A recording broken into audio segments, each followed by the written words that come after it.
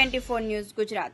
સુરત શહેરના વરાછા વિસ્તારના માતાવાડી ક્ષેત્રમાં મેટ્રોને લીધે છેલ્લા 3 વર્ષથી વેપારમાં મોટી નુકસાની આવતા વેપારીઓમાં ભારે રોષ છવાયો છે। છેલ્લા 1 વર્ષથી રજૂઆત કરવા છતાં અધિકારીઓને પેટનું પાણી ફરતું ન હોય તેવું લાગી રહ્યું છે।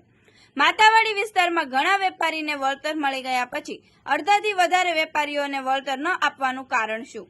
મેટ્રોના અધિકારીઓ દ્વારા એકને ગોળ એકને કોડ નીતિથી વેપારીઓમાં ભારે રોષ છવાયો છે।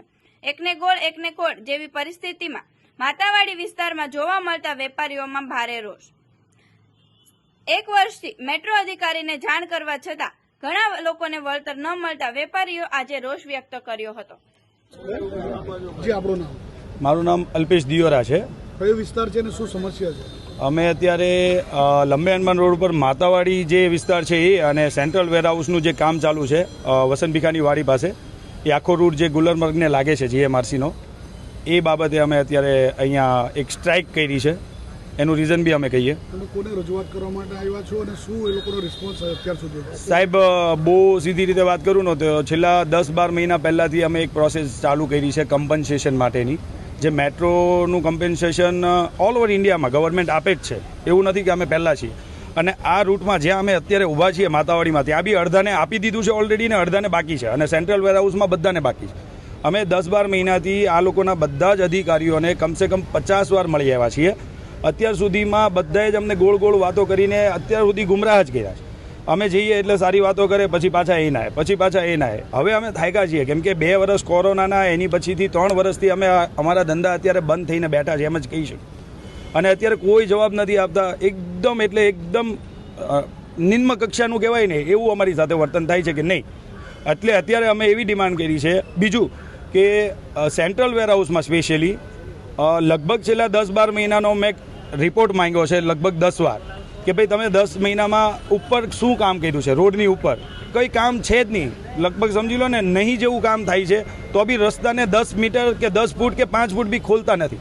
એટલે અમે અત્યારે એવી ડિમાન્ડ કરી છે કે જે બી ઉપરી અધિકારી છે, જેને અમે અત્યાર સુધીમાં 50 વાર મળી આવ્યા છીએ, પણ હવે અમે મળવા નથી જતા।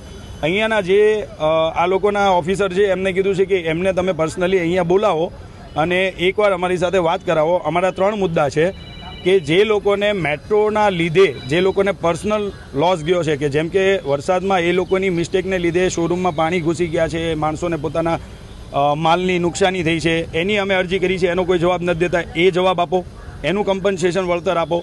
બીજું કે જે ગવર્મેન્ટના લો પ્રમાણે મેટ્રોથી ઇફેક્ટેડ થયેલા જેટલા બી માણસો હોય એ લોકોને ગવર્મેન્ટ પોતે રિલીઝ કરે છે ફંડ, એ ફંડ અમારા માટે કેમ નહીં? અડધાને છે તો અડધાને કેમ નહીં? જે અમે 12 મહિનાથી બધી અમારી પ્રોસિજર પૂરી કરી દીધી છે। એવું બી નથી કે અમે કંઈ એપ્લિકેશન કર્યા વગર આ ડિમાન્ડ કરીએ છીએ, 12 મહિના પહેલાંથી અમે કરીએ છીએ।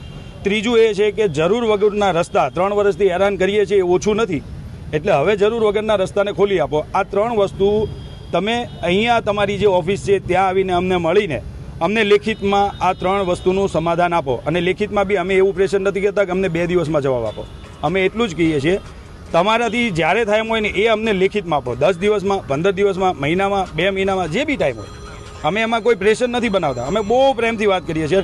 હવે ત્યાં જઈને અમે થાકી ગયા છે, એટલે અમારી ડિમાન્ડ એ છે કે એમના સાહેબ અહીંયા આવે, પણ 3 દિવસથી અમે આ વસ્તુ ચાલુ કર્યું છે ને તો બી એ લોકોનું એવું વર્તન છે કે જાણે એ પોતે એક એવા લેવલના માણસો છે કે અહીંયા અમને મળવા નથી આવતા। એ એટલી જીદ કરે છે કે અમે મળવા નહીં આવે, તો અમે તો 50 વાર જઈ આવ્યા છીએ, તો હવે એ લોકો શું કામ ના આવે? તમને મેટ્રો તરફથી રિસ્પોન્સ ન મળે તો આગળ તમે શું કાર્યવાહી કરવાના છો? અમે બસ આ શાંતિથી અમે કામને, જો અમારું કામ કોઈને નુકસાન પહોંચાડવાનું નથી, અમારો કોઈ ઇન્ટેન્શન એવો છે જ નહીં।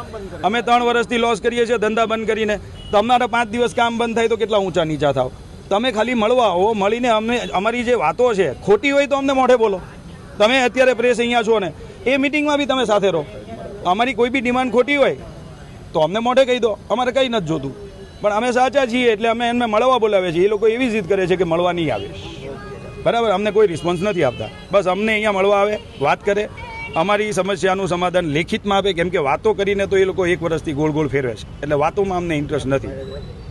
આ કારણ છે અમે અત્યારે અહીંયા કામને પ્રેમથી રોકાયું છે। અમે કોઈને ગાળો નથી દેતા, અમે કોઈ નુકસાન નથી કરતા, અમે શાંતિથી ઊભા છીએ।